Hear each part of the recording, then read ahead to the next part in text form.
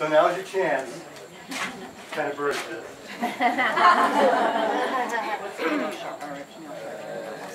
Never mind. It's all right. Here we go. It's awfully a tough question. I wouldn't know.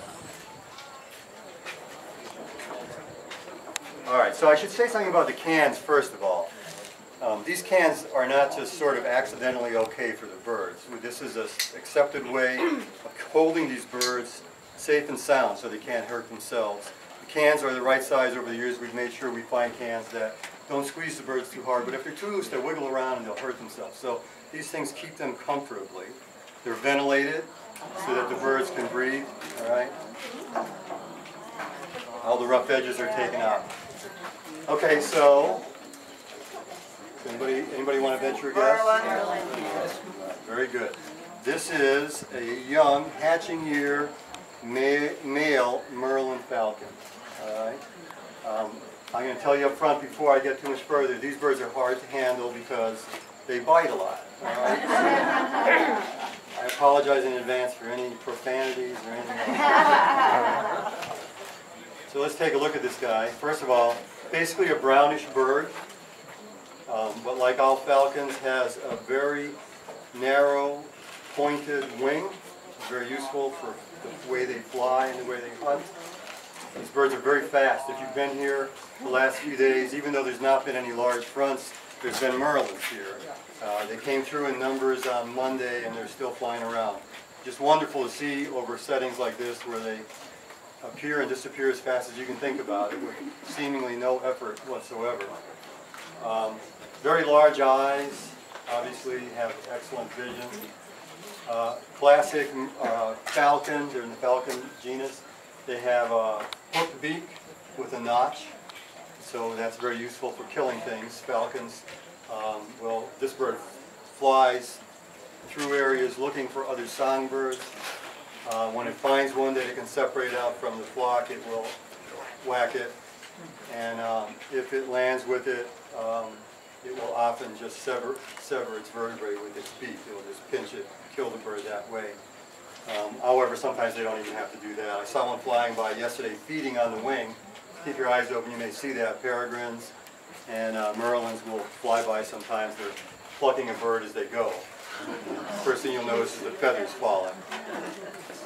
So they're very good at that, very agile flyers. This bird is brown, and it has a vertical streaking in its breast. You can see that as well.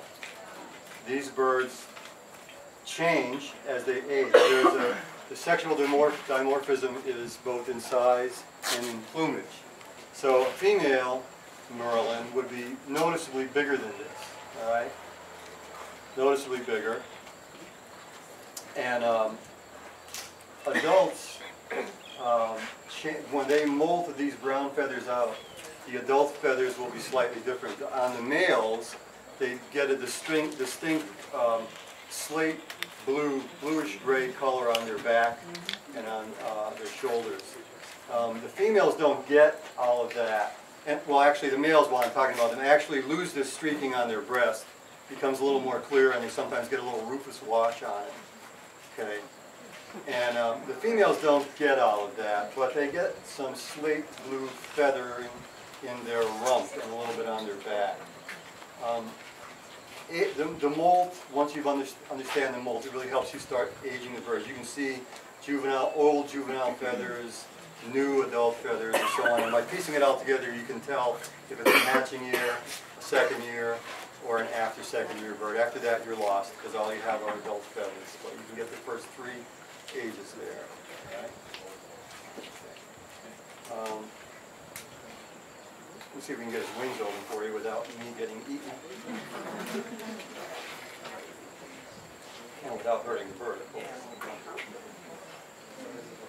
Okay.